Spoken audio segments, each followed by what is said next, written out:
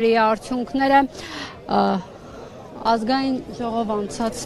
այս պահին զրուցենք Ավետիք Չալաբյանի տիկնոջ հետ, Անահիտ Ադամյանի։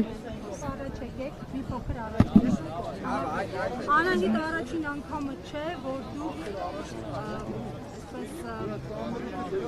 Ավետիք Չալաբյանին անազատություն եք ճանապարհում։ Այս անգամ ինչպես եղավ այդ process-ը, առավոտյան են եկել, խնդրեմ մի փոքր ներկայացնեք եւ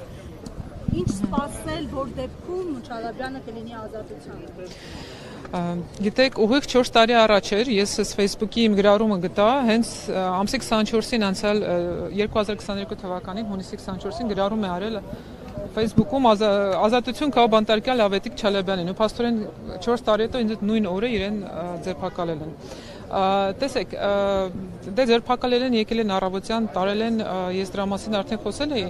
այս պայդրությամբ տվել են 2 ամսվա կալանք առանց տեսակցության հնարավորության, այսինքն դա ինձ թվում է հատուկ են անում, որպեսզի պատժեն, որպեսզի ինչ-որ մանր վրեժխնդրություն լուծեն Ավետիքից իր ակտիվ խոսքի համար, իր մասնակցության համար այս ամբողջ ընթացքում ընտրությունների հետ կապված կեղծիքների բացահայտման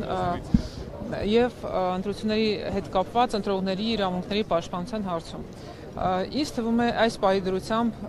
կալանավայրերում ավելի շատ անմեղ մարդ կա, քան թե մեղավոր, մեր բանտարկյալները ոչ միայն Ավետիքը հայտնվում են այդ կալանավայրերում, հետո եթե տեսնում եք արդեն ինչ է կատարվում, մի տարի հետո հանկարծ արդեն ազատություն են թողնում, հետո նույնիսկ արդարացում, որովհետև չկա քայական գործ, չկա որևէ իրավական պատճառ, որով Ավետիքը պետք է լինի այսօր դատապարտված, կամ ասենք թե ինչ-որ քրեական գործի դեմ հարցված լինի, ու այս ամենը ընդամենը այն նպատակի համար է, որպեսզի ակտիվ քաղաքական գործիչներին, ակտիվ ազնիվ եւ քաջ քաղաքական գործիչներին ինչքան հնարավոր է իզոլացված պահեն այսպիսի կարևոր պահերին, երբ որ սահմանադրական Քննչական կոմիտեն հաղորդագրություն էր տարածել, պաշտոնական հաղորդագրություն, խոսել է Չալաբյանի, Արտասահմանյան, ինչ որ այցերի մասին։ Դուք ինչպես եք գնահատում այդ տեքստը, որպես Քանի որ քննություն է հիմա գնում, ես համոզված եմ, երբ որ գործը հասնի արդեն բուն դատաքննության փուլին, երբ որ արդեն ազատ լինեն բոլորը խոսելու, պարզ կդառնա, որ այդտեղ ընդհանրապես ոչ մի փաստացի տվյալ չկա։ Այսինքն այն կքանդվի բացառապես շատ պարզ փաստերի հիման վրա եւ այդ այցելությունների եւ այդ ընդհանրապես ասենք այդ դրված ասենք փաստերի հետևում կպարզի, որ ընդհանրապես ոչինչ կա։ Իրեն ուղղակի կարող է բաց թողնեն, երբ որ այս ամբողջ process-ը վերջանա։ Եվ նաեւ Ավետիքը անչափահաս երեխաներ։ Մենք ունենք 4 երեխա, որից փոքրը անչափահաս է, մեծերը արդեն ավելի մեծ են։ Մեր փոքր երեխան հաշմանդամություն ունի, մենք բոլոր թղթերը ներկայացրել ենք, Ավետիքը ինքը ունի առողջական խնդիրներ եւ արյան հետ եւ սրտաբանական խնդիրների հետ կապված,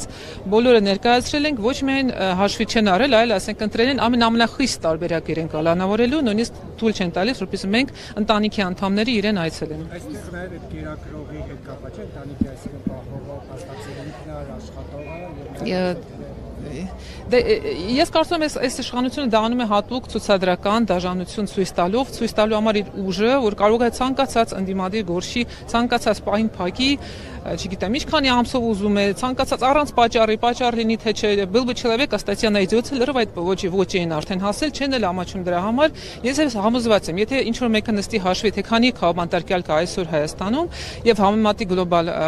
թվերի հետ, մենք երևի առաջի 20-յակում ենք արդեն։ Պարոն Չալաբյանը վերջին շրջանում Մոսկվա այց արել է եւ եթե արել է ինչ տեղ։ Իրականում այս ամբողջ քարոզարշավի ընթացքում ինքն Հայաստանի Հանրապետությունից չի բացակայել։ Շնորհակալություն ձեզ նույնպես։